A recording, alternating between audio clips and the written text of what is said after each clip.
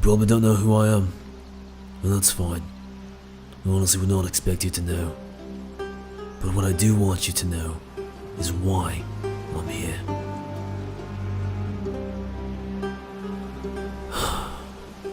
I suppose I should start at the beginning then. My name is Renatus Sylvanus. I was born in the 4th era in the year 182. My father Sindriel was a Bosmer. He was over 200 years old. He was born in Valenwood before the Dominion was even in power. Claimed to have travelled with the champion of Cyrodiil in his younger days, and even fought in the Great War alongside my mother. He was a hunter and a merchant. Most of my childhood was spent in Tamriel's wilderness, travelling from place to place, searching for game to hunt. I learned a lot out there. My father taught me everything I know. How to hunt, how to track, how to understand my surroundings. I was supposed to take over after he retired. I never got that chance. My mother's name was Renatus Sylvanus. She was an Imperial, a powerful mage, youngest daughter of the Sylvanus family, a noble family in Cyrodiil. And she was kind, the kindest woman I'd ever meet. I was not the only child. I had 2 younger siblings. My sister, Alessandra Sylvanus, was only younger than me by a year. While I excelled in archery and hunting like my father, my sister took after my mother. Magic came easy to her. She tried to teach me a few spells, but I could never grasp it like she did. The only spell she was ever able to teach me was a simple fire spell, and I only learned it because it made it easier to light campfires. My youngest brother was named Dallin. He was 7 years younger than I was, and he was neither like my sister or myself. Dallin was a scholar. He loved knowledge. As long as I can remember, he was asking questions, trying to learn new things. Even before he could read, I was reading books to him. Whenever he learned something new, there'd be a glint in his eye, a triumph in expanding his mind, even if just a bit. It was one of my favorite things about him.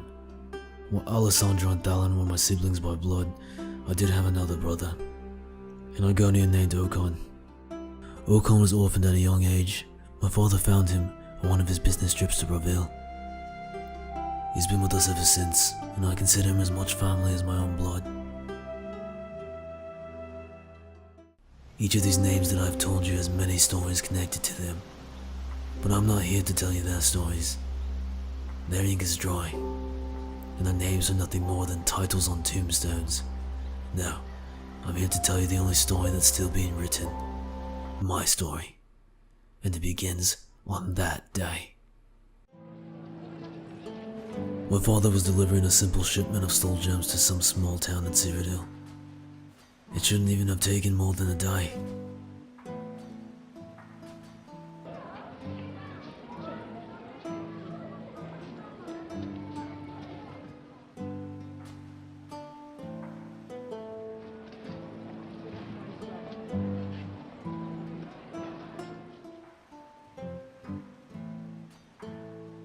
I was bored. I just wanted to go explore a bit. Don't worry, Mother, I'll be back before nightfall. I promise. Maybe I'll even get lucky and find a deer for dinner.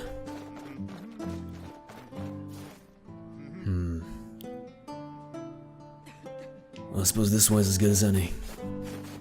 If I had known what I know now, I would not have left. I would have stayed there, embraced my mother, and never let go. But we cannot change the past. What's this?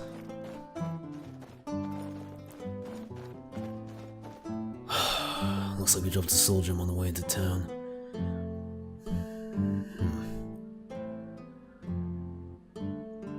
I suppose I'll give it to Father when I get back. One missing soul gem isn't gonna hurt anybody.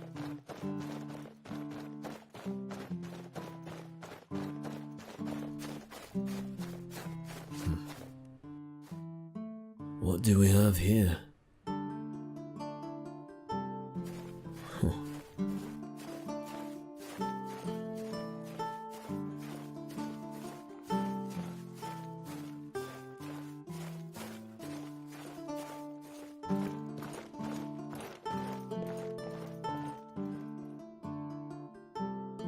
This is strange. This almost looks like a burial site of some kind. I wonder if... Alessandra! Alessandra! Hello there.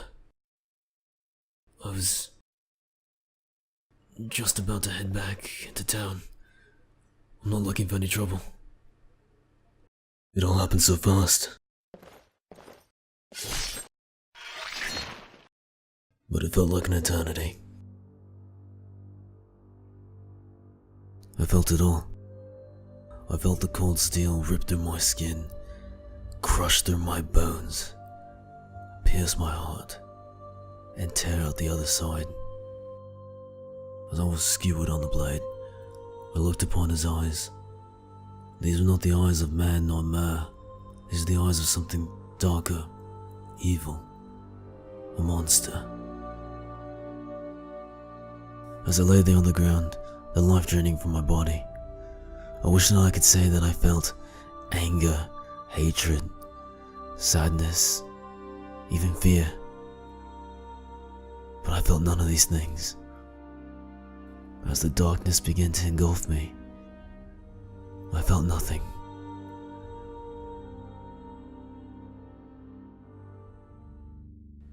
There is no way to truly describe death. It would be like trying to describe colors to someone who has never seen their entire life. Nearly impossible. What I do remember were the words that I did not understand. But I felt them. I felt their power. And then the burning that I would become all too familiar with. Not like fire. It was worse. It was deeper. It was my soul. As the pain stopped, the night sky faded into view.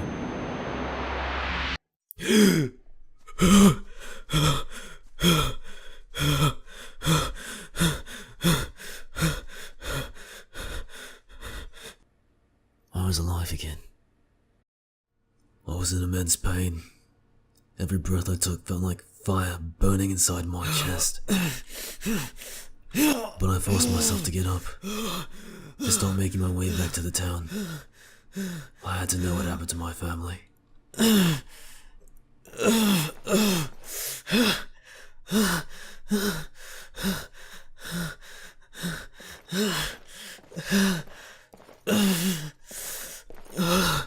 first few moments of my rebirth were overwhelming. All the emotions that I lacked in my death suddenly surfaced at once. I think the fear was the worst. In my tattered heart, I knew, but I had to see it for myself. I desperately clung on to the small hope that everything was going to be alright. But when I saw the town, that hope vanished.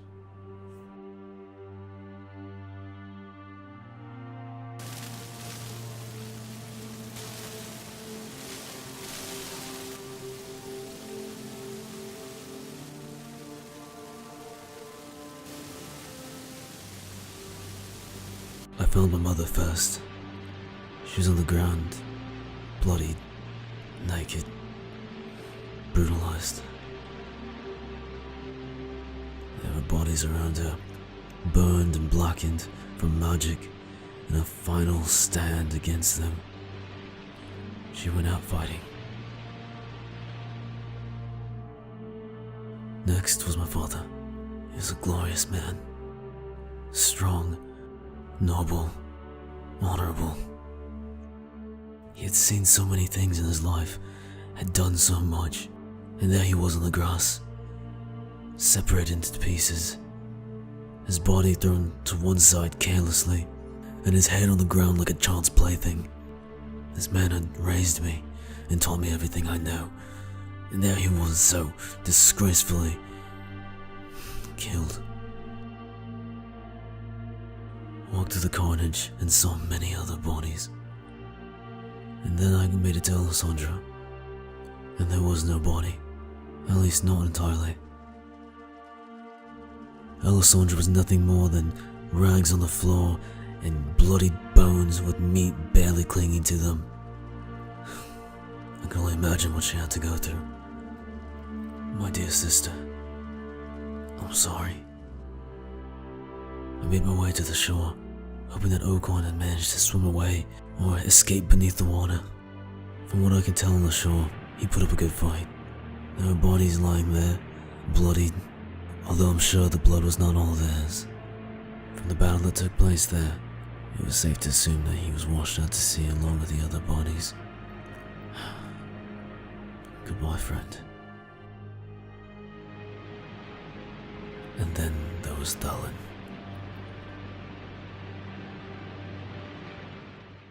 My family was gone. I knew that now.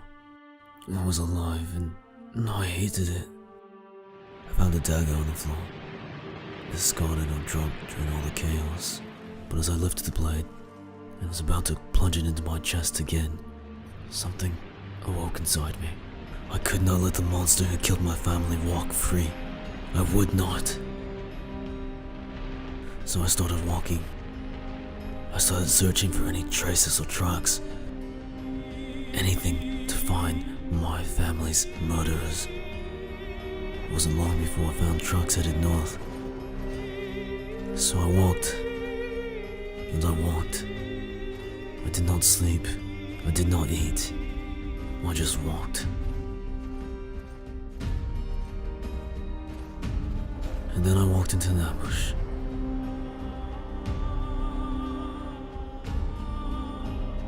An ambush that I was sure was not intended for me, but it was an ambush nonetheless.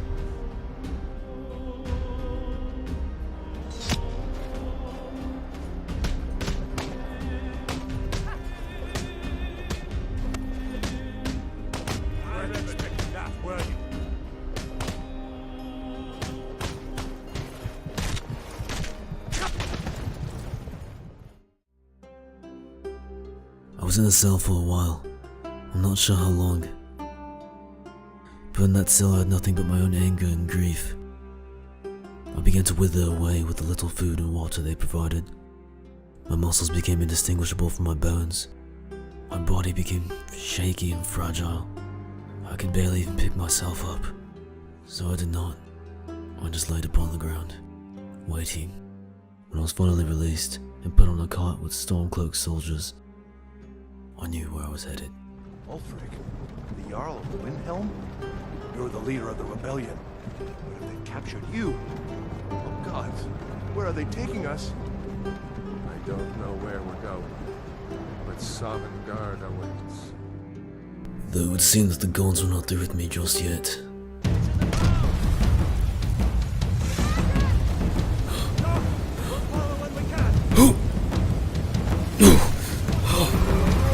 Get down, get down, get down, get down! Quickly, follow me!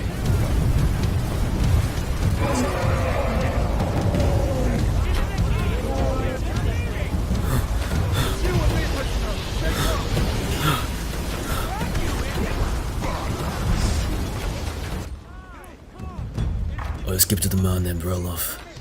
He's a Stormcloak, but I was not about to trust any Legionnaires anytime soon. This way! Come on! There you go. May as well take Gunjar's gear. I donned the armor and weapons of a fallen Stormcloak and tried to help escape the keep, but I was of no use. The armor slowed me down and made it hard to move. I could barely even lift the sword. If it weren't for Roloff and the other soldiers, I would have died in there.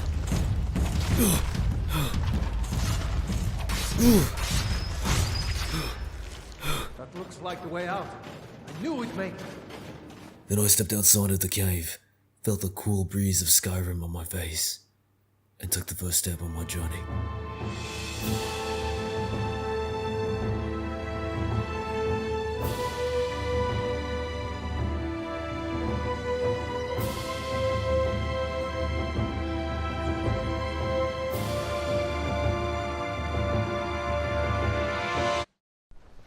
Let's get down!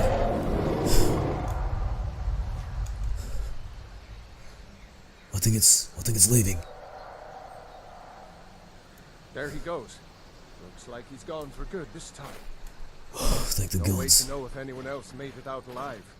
But this place is going to be swarming with Imperials soon enough. Better Let's clear probably out get out of here before they return. I don't want to see it My captured sister, again. Gerda, runs the mill in Riverwood, just up the road. I'm sure she'd help you out. That'd be very kind of her. Probably best if we split up. Good luck. I wouldn't have made it without your help today. If you don't mind, I'd like to stick with you a bit longer. What in oblivion happened here? I'd like to stick with you a bit longer though. I haven't been in Skyrim since I was a child, I suppose. You I don't know, really know my way you around should here. go to Windhelm and join the fight to free Skyrim. You've seen the true face of the Empire here today. If anyone will know what the coming of the dragon means, it's Ulfric. Ulfric. Was he the one with us? On the cards?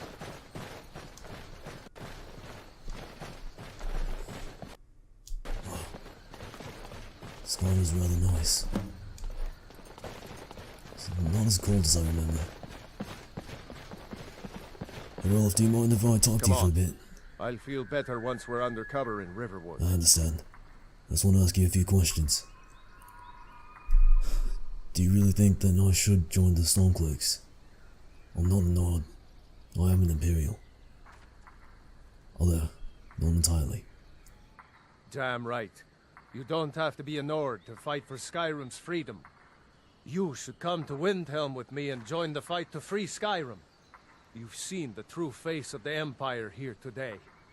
If anyone will know what the coming of the dragon means, it's Ulfric. You really do think Ulfric knows where that dragon came from? Well, maybe not. Dragons haven't been seen in Skyrim for an age or more. But wherever that dragon came from, and whatever it wants, Ulfric will get to the bottom of it. You can count on that. Besides, you have your own score to settle with the Empire now. And with that dragon. You do make a fair point. And Rolf, I would not have made it out of there if it weren't for you. I owe you my life.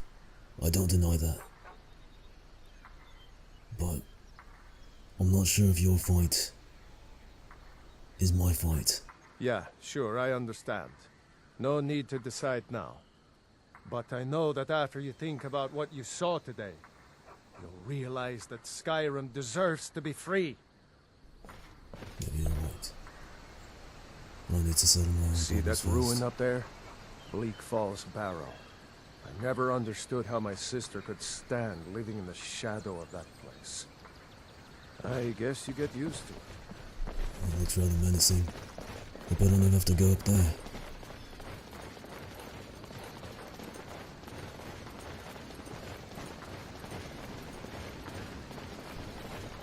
Wow. That's beautiful. What are these? These are the Guardian Stones. 3 of the 13 ancient standing stones that dot Skyrim's landscape. Go ahead. See for yourself. Oh, that's strange. I can feel power resonating from them. Huh. Like the constellations. The warrior, the mage, and the thief. My father was born under the sign of the thief. This is for you. Thief, eh? Oh, It's never too late to take charge of your own fate, you know.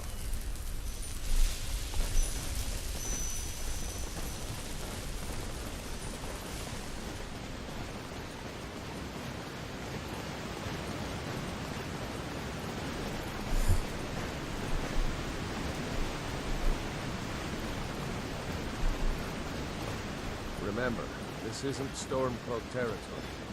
If we're ahead of the news from Helgen, we should be fine. As long as we don't do anything stupid. If we run into any Imperials, just let me do the talking, alright? I forgot I'm dressed like a Stormcloak. I probably should change out of these as soon as I get a chance. Don't want anybody getting the wrong idea.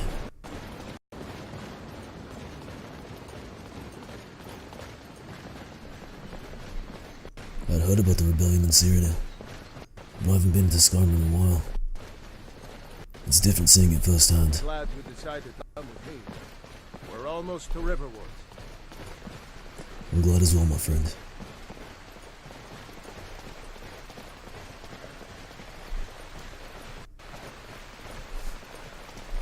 This must be Riverwood then. Oh, I get it. It's literally right next to the river.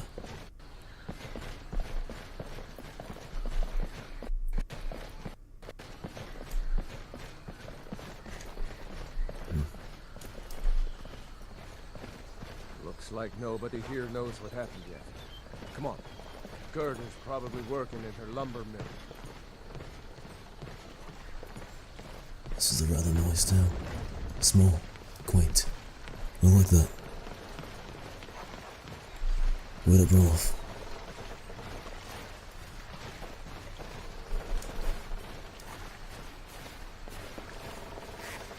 We met Roloff's sister and her family in Riverwood. They were kind. Reminded me much of my own family. I think that's why I tried to keep my distance. Roloff recounted the tale of Helgen and the dragon, and while they seemed concerned, I think they were more relieved that Roloff was still among the living. The cowards. They wouldn't dare give Ulfric a fair trial. Treason for fighting for your own people. All of Skyrim would have seen the truth then. But then, out of nowhere, a dragon attacked. You don't mean a real, live... I can hardly believe it myself. His sister Gerda was more than kind to me. Any friend of Raloff's is a friend of mine. She fed me and offered me a place in their home. Here's the key to the house. Stay as long as you like. I asked if there was anything I could do in return for her generosity. She asks me to deliver a message for her. There is something you could do for me. For all of us here. The Jarl needs to know if there's a dragon on the loose. Riverwood is defenseless. We need to get word to Jarl Balgruuf in Whiterun to send whatever troops he can. If you'll do that for me, I'll be in your debt. I will do it. I give you my word. After this, we started towards their home. But I could not go with them. I didn't want to get too close to them, or anyone else for that matter. Not yet. So instead I broke away towards the inn. I rented a room for the day, and bought a decent amount of mead so I could forget, even if just for a bit. There was still daylight outside when sleep finally overtook me, but I hadn't had a decent night's rest in a very long time. Although the nightmares wouldn't show that their sleep was not restful either.